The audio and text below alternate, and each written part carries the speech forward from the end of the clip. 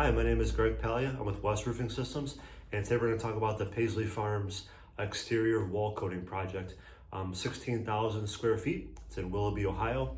And once the project was completed, the client was given a 10-year renewable warranty.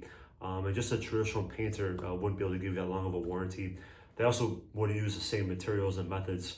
So the materials, we used high solid silicone coating.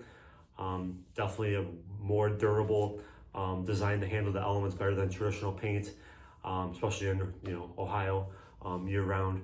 And then the methods. So at some point the block was so bad and so degraded, they've actually put metal up there, sheared it to the width we wanted, pinned it to the wall, and then sealed all the way around it, instead of just packing in 3/4 of an inch of mastic. So definitely some different materials and methods.